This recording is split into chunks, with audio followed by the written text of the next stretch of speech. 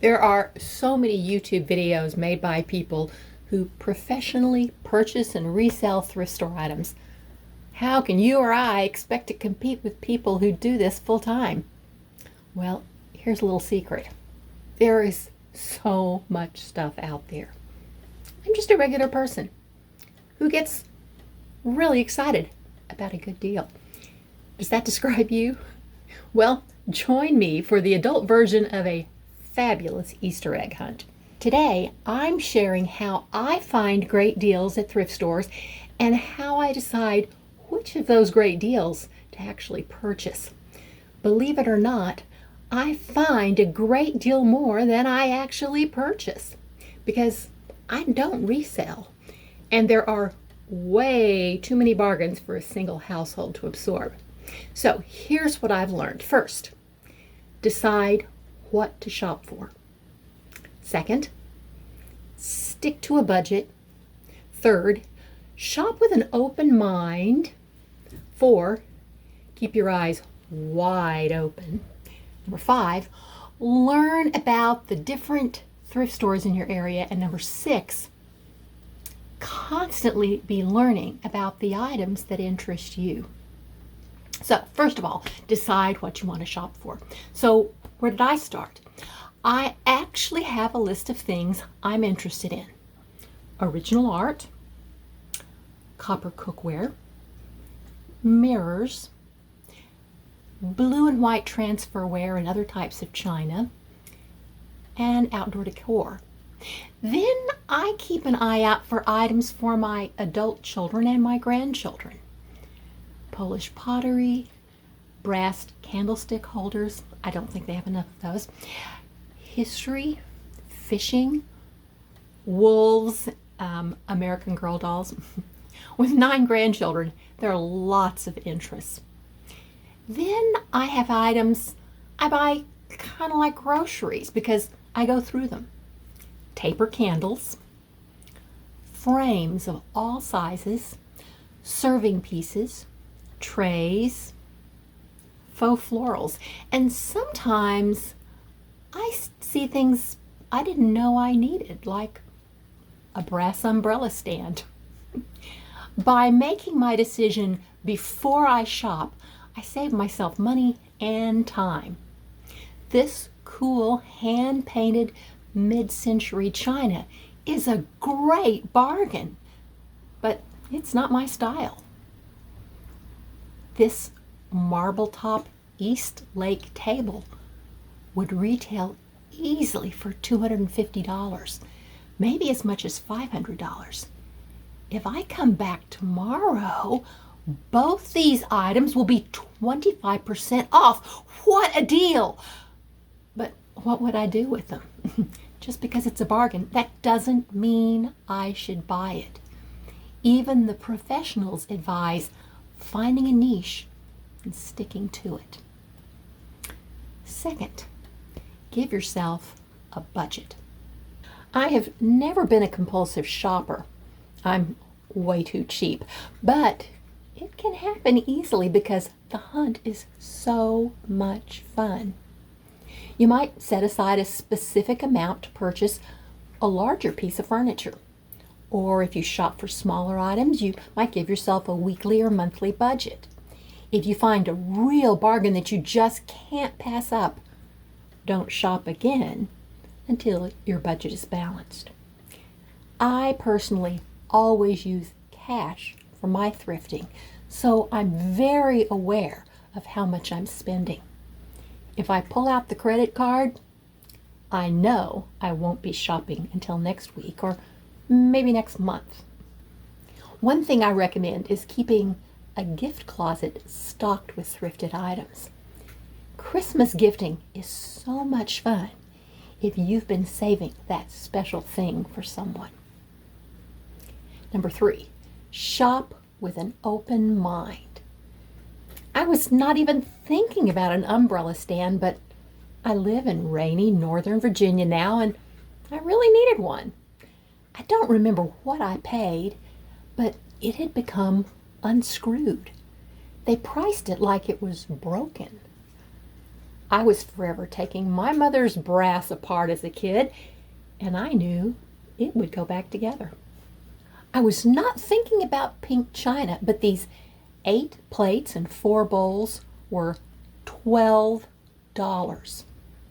On replacements.com, Lenox Butterfly Meadow in Petal would be $464 plus shipping and tax.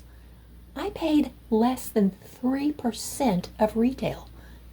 That's only slightly more expensive than paper plates.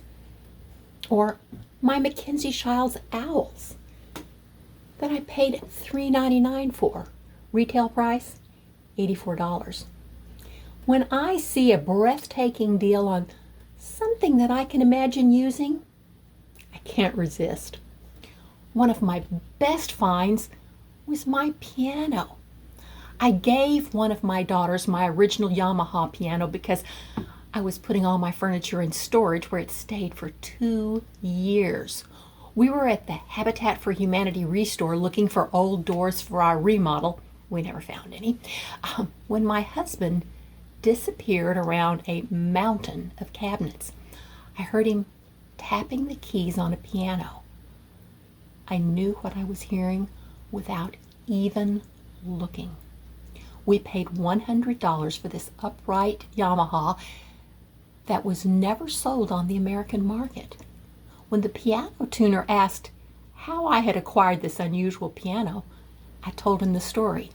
He said a used piano of this quality would sell for $3,000. Number 4, keep your eyes wide open. Buying used is always buyer beware. Everyone who thrifts occasionally buys something with a crack, chip, or dent. This little terracotta creamer from Portugal has chips in the glaze. But for 25 cents, I could forgive that. There was a second teacup just like this one, but it had a chip. For 99 cents, I wanted perfection.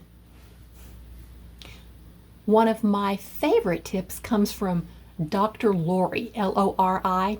She has a YouTube channel also. She is a professionally trained art historian and appraiser. She recommends an inexpensive jeweler's loupe. It can be had for $10 on Amazon. You can tell if something is an original or a print. I constantly find original watercolors of varying quality and hand-tinted lithographs. This helps me confirm what they are. Number 5, learn about the different thrift stores in your area. Stores frequently carry different types of inventory. If I need furniture, Salvation Army is the place to go. The Goodwill on Glebe always has the best mirror selection. This is what they had this week, plus there was a larger mirror coming out in the fresh bin. There's a small thrift store where I find original art often. You might also discover some thrift stores with sad merchandise and high prices that aren't worth your time. But you need to go regularly, and you can't expect to always find something. Generally speaking, I recommend that you give a store 3 chances before you eliminate it, unless it's really bad. For me, that store is Savers. Sorry, Savers. Maybe you have a better one in your areas, but I don't shop at Savers. And when you're learning about the stores in your area, find out when the sales are. Wednesdays are 25% off at our Salvation Army. In the Washington, D.C. area and in Arizona, I know, Goodwill stores have a color of the week. All items with tags of that color are 50 to 75% off. Is there a senior discount day, like one of my stores, or a frequent shopper's card? Most have something to help clear out older inventory. One of my favorite stories is this odd set of Wedgwood dishes. Strangely, there were 15 saucers and 4 teacups, along with the rest of what you see. It also had a cute little creamer that I broke. All of this was priced as a hodgepodge set for $130 at the Goodwill around the corner. I was not interested at that price. None of the other shoppers were either, because I watched it for a solid month. But I have memorized the color rotation: green, orange, blue, yellow, lavender. So I knew when these dishes would be marked down. I paid $32.50. And here's the epilogue. About a year later, I found 3 teacups with no saucers at a thrift store in Michigan. This exact same pattern. Number 6, constantly be learning about the items that interest you. When I buy something, I always come home and research it. The internet is amazing. If something has a signature or mark, just Google it.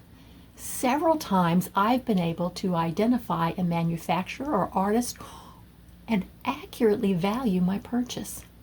I love learning about the things in my collection.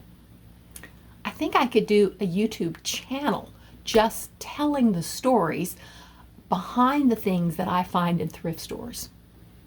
I will share one of those stories with you. I have purchased 2 Molas, which are reverse appliques made by indigenous people off the coast of Colombia. The people traditionally decorated their bodies with tattoos until the Europeans pressured them into wearing Western clothing, which they then decorated with those same traditional designs that included jungle fauna.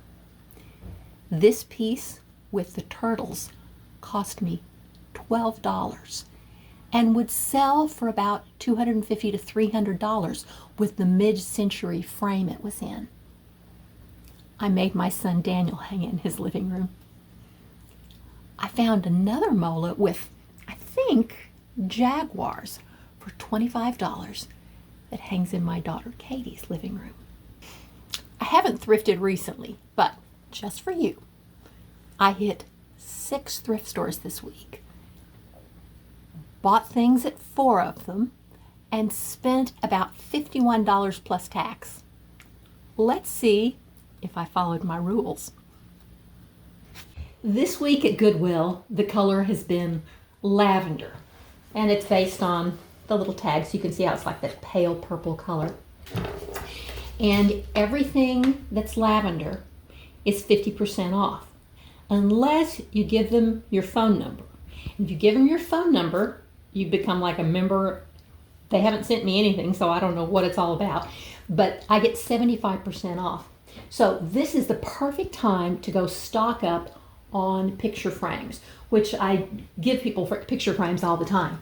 So here's a picture frame for 25 cents. Another one for 25 cents. They still have their glass and everything. Shadow boxes, 2 shadow boxes, 50 cents each. And a larger mirror, picture frame. A little scratch, but I can clean that up easily. So that would have been 75 cents. Here's my little 25-cent picture. So you can see how the glaze has a few chips in it. But I actually was able to look up this exact same pattern for the shape of the terracotta pitcher. Had a little bit nicer paint on it, a little higher quality, I think. But it was on Etsy or something like that. They were trying to sell it for $15 plus shipping or something crazy like that. Mine's a quarter. I'll put little flowers in it, stick it outside. It'd be cute. Or maybe give it to somebody. This is a terracotta dove. It came from Pier 1 for $8, $7.68. I paid $1 for it. I always pick up things that I think will be nice outside in the garden because they break in the garden, and that's okay. That's fine.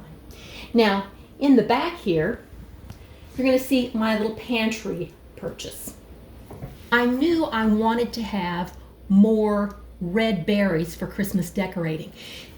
And I got this entire cluster for $6.99, no markdown. But in it there are 7 berry stems, and I don't know what these are, but those look kind of like me, don't you think? Little seed heads of some type, and maybe a couple of stems of hellebores, and I think 4 stems of some type of freesia, some other red. I'm not real crazy about the flowers. They're not real exciting, but they could add some color to Christmas decorating. That's what I was thinking of. When you think about how fast faux florals add up, $6.99 is a real bargain. Speaking of holidays, I couldn't resist this one. This is hand painted. It's made in Spain.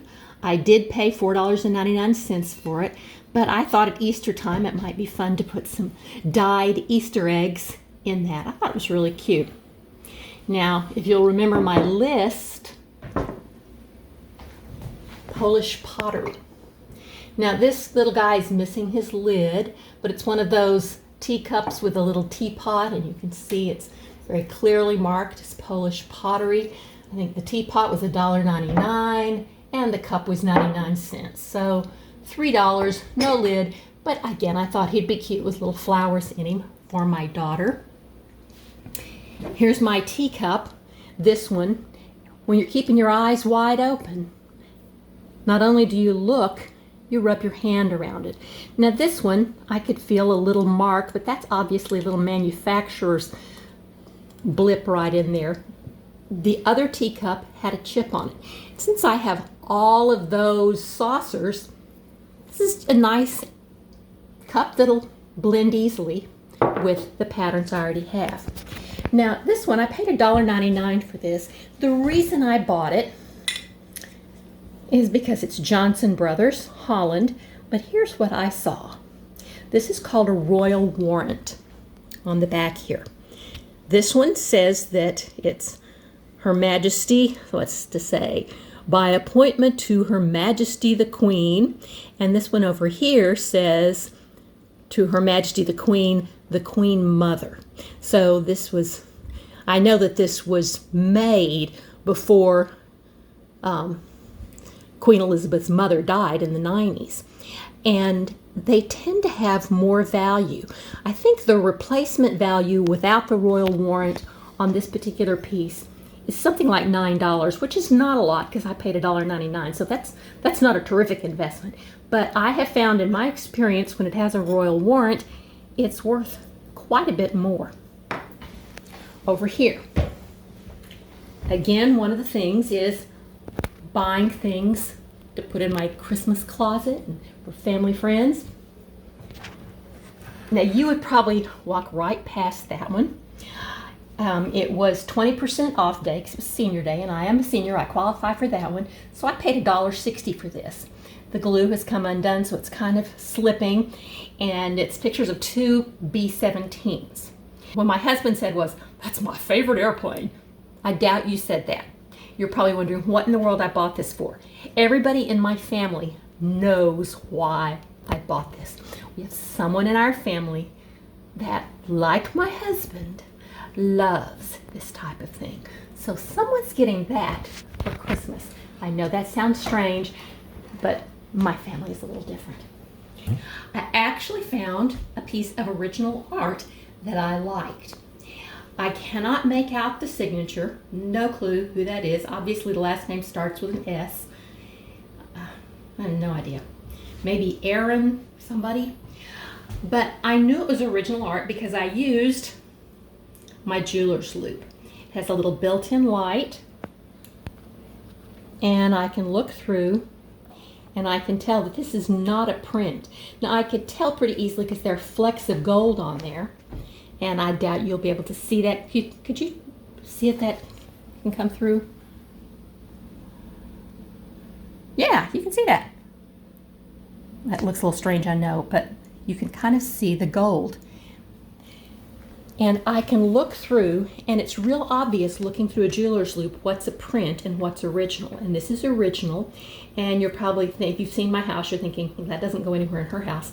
No, it doesn't. But I have another grandchild whose bedroom is decorated in these types of colors. And I thought this would be a fun present for her. Now, aren't you glad about your grandmother giving you art for your walls for Christmas? But somebody else gives them toys. I will start with this one right here. It was $6.99, as you can see.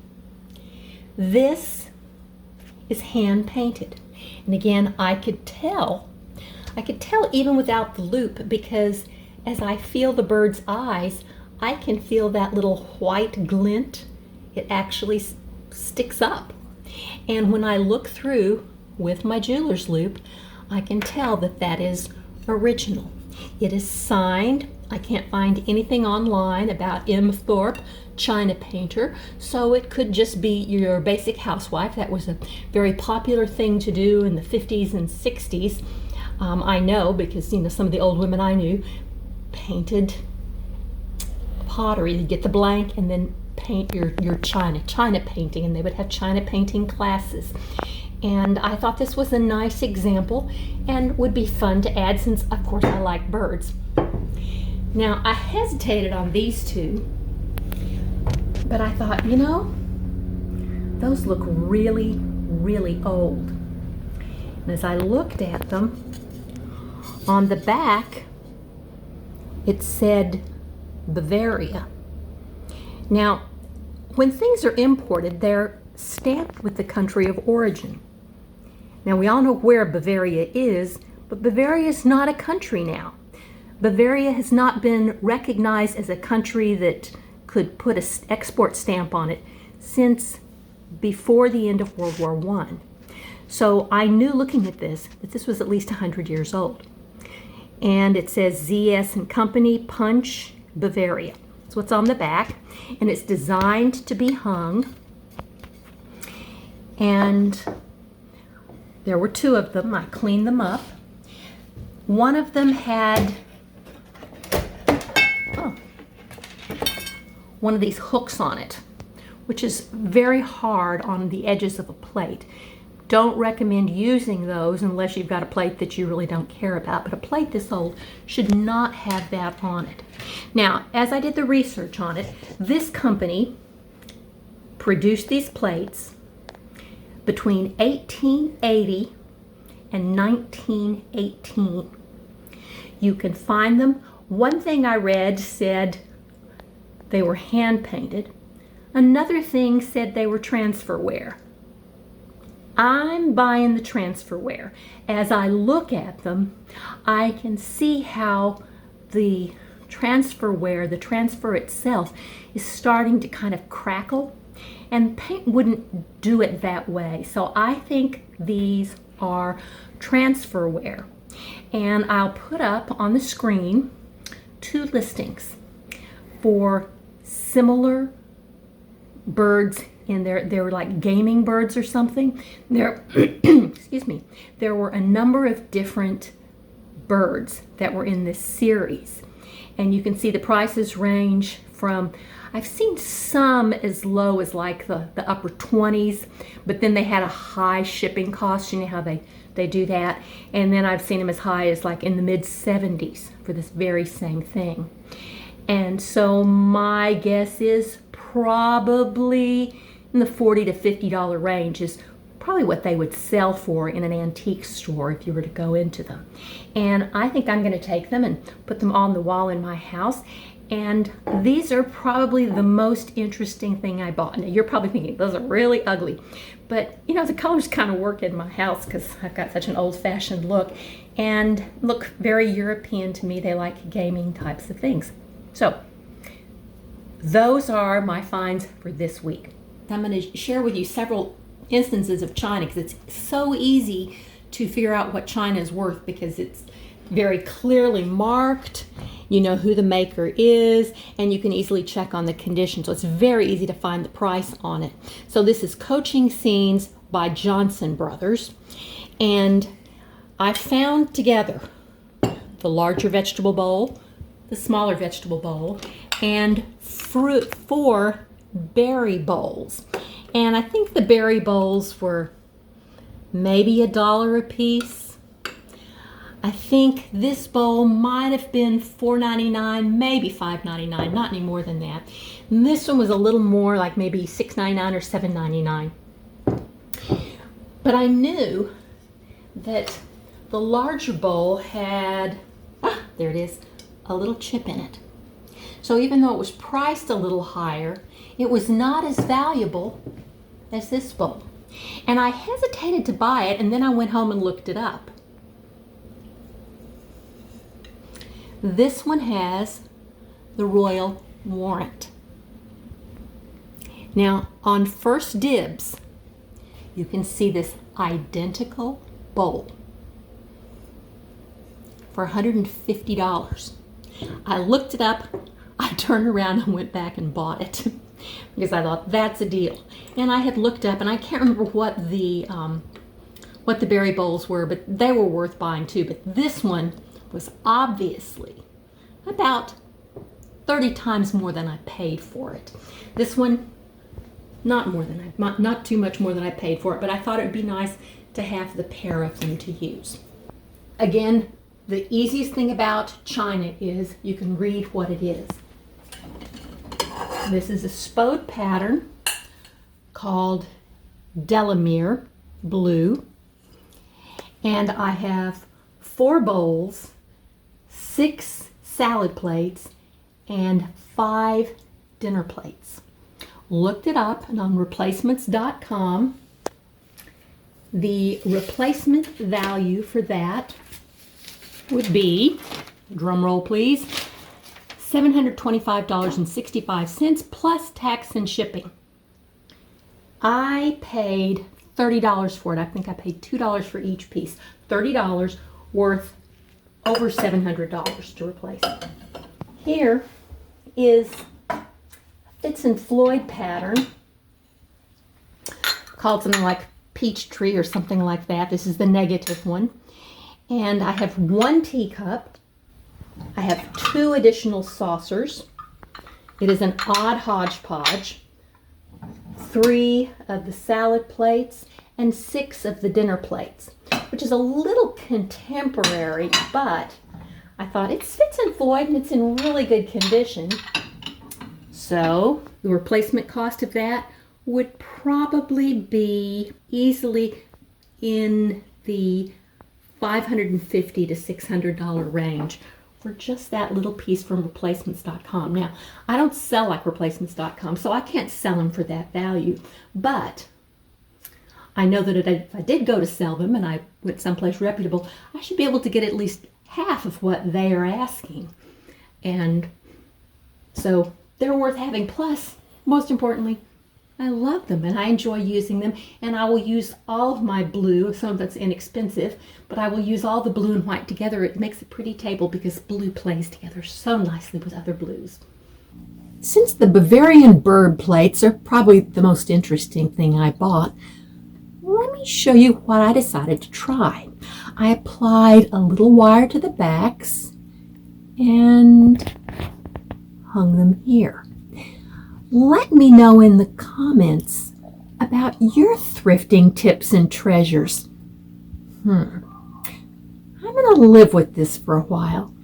It might need a 3rd item. Well, you know how it is, the most creative solutions and the best stories that begin with the biggest challenges. See you next time.